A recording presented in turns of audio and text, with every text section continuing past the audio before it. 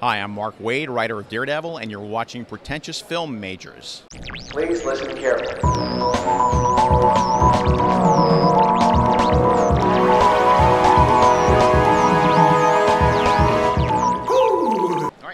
Hey, I'm here with Mark Waid, awesome writer, very big talent, and apparently the man about town when it comes to the Harvey Awards. I gotta all say, about you. I gotta say it was quite the show last night, and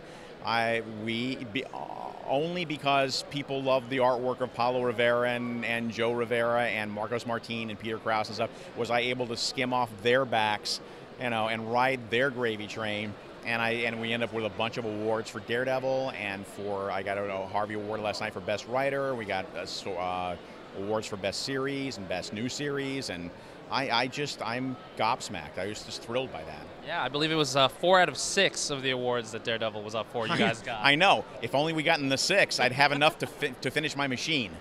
But now the vortex will take us all. Mark Waid, evil villain. Yeah. So Daredevil is such like a great series right now, and everyone's all about it. Yeah. Can you shed some light on what's coming next on Daredevil? Yeah, actually. I mean, we're in the middle right now. Actually, the issue 18, which ships in about a week, is the kickoff of a 4-part story with a new villain called the Coyote. And there's been a raft of sort of weird, creepy locker room murder mysteries around New York. And Daredevil's gotten involved in investigating that. In turn, somebody's messing with him at the same time. Odd, strange things are happening to Daredevil to make him question his own sanity. The heart of the story is that ever since he's come back in issue 1 to New York and sort of started his life again, he's been telling Foggy, his best friend and law partner, he's been telling him, look, I've got it all together. I know you think I'm a little crazy, and I've been a little crazy in the past, but I've got it all together. I'm putting it all behind me. I'm starting a new life, and I've got it under control. And everybody believes Matt, including Matt. But Foggy, who is known him the longest, is the one who keeps looking at Matt going, I'm not sure. And it hurts him. I mean, he's his best friend. But he looks at him and he goes, I'm not sure you've got it all together. And Foggy has now come to the realization about issue 16 that he may be right. And so it's created a split in their partnership and their friendship, and it's just going to get worse. It's going to get much darker before it gets bright. Okay, so besides Daredevil, you got Marvel Now coming up. I do, with the Indestructible Hulk. The Indestructible correct? Hulk, exactly, yeah. So why indestructible? Well, I'll tell you, there's a reason for it, actually, which is that, what can we say without giving too much away? Here's your exclusive scoop. Banner has sort of decided that after years and years and years and years of trying to eradicate the Hulk and sort of banish that side of him, it can't be done. He's sort of kind of decided it can't be done. The Hulk is indestructible. So if that's the case, what do I do next with my life? If I can't get rid of the Hulk, what do I do to adapt? And that way it's sort of thematically similar to what we've been doing in Daredevil, which is to say, all right, well, here's the status quo, and here's the way it's been for a long time. Where does the character go next from here? If he's going to grow as a character and sort of change, but stay the same character but advance as a character, where do you go from here? So, big bombastic supervillains all over the Marvel Universe. Banner and the Hulk both are going to be going all over the Marvel Universe, looking for strange things and doing S.H.I.E.L.D. missions and just hitting up guest stars galore, and I'm having a blast.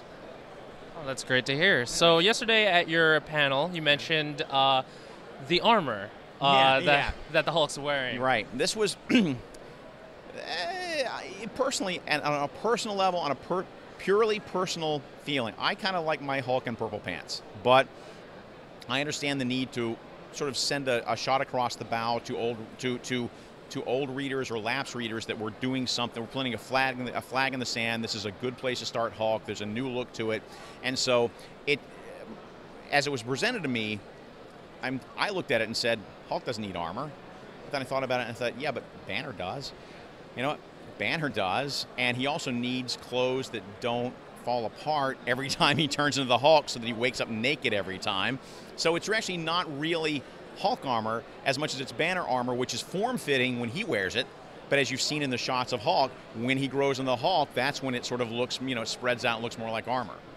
Cool. You also drew a comparison to Mark Ruffalo's Hulk Yeah. for your series. Can you talk more about that? Yeah, I mean, I got really lucky there in that I had, obviously this was, the planning stages of this were many, many months ago. I had not seen the Avengers yet, although what an amazing movie.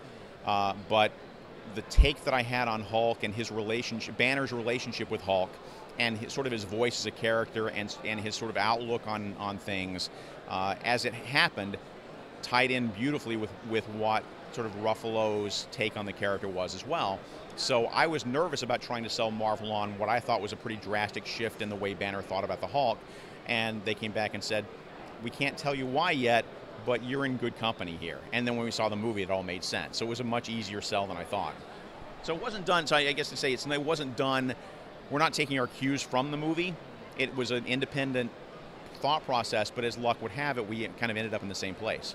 Right. So I just talked to Dan DiDio, and he yesterday we saw that you are reading Phantom Stranger, and he revealed he's reading Daredevil. Oh. So what other books around the comic book community are you checking out right now? What's good to pick up? I gotta in your say, opinion? in my opinion, seriously, always anything by Grant Morrison. I mean, his Action Comics stuff is terrific.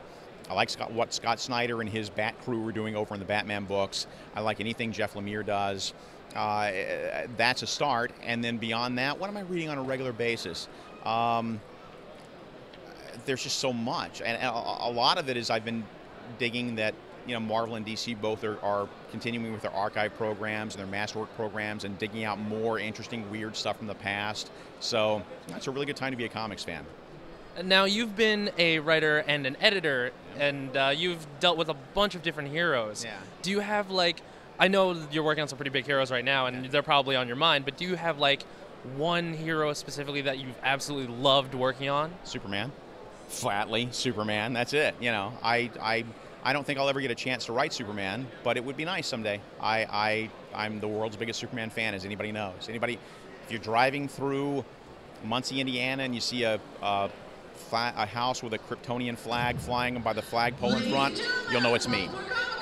Cool. Thank you so much for coming. We'd love for you to join us upstairs in room 307 I'm just gonna sorry. for the Baltimore Comic Con Silent Online Costume Contest. Come on up and see the fun costumes. Okay, cool. So Avengers vs. X-Men is going on right now, right before Marvel Now kicks in. Whose side are you on? Oh, Avengers. Look, first off, I always pull for the underdog. And secondly, I like the X-Men, but come on. Thor, Iron Man, Captain America, those are my guys. You know, I always have a soft spot in my heart for Cyclops and some of the other older X-Men, but it's the Avengers I'm rooting for. And it's kind of cool. They asked that question in the panel yesterday. They asked that question this is true, they asked that question a year ago at San Diego.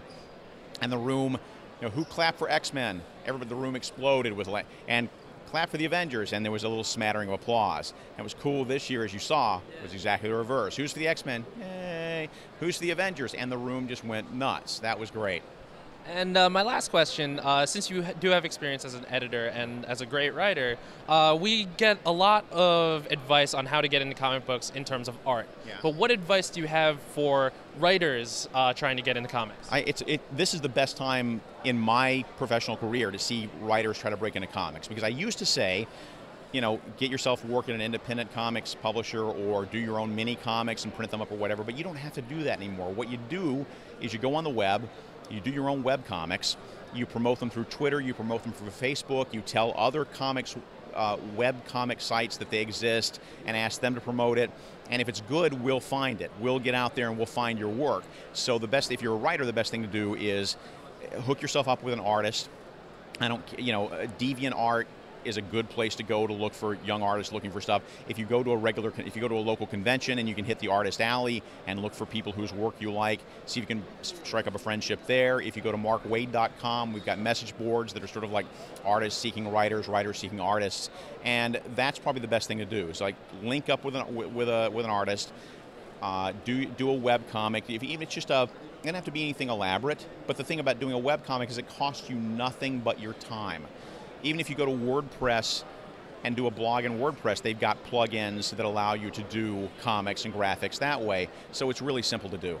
And like I said, if your work is any good and you know, you publicize it as best you can, we'll find it, you know.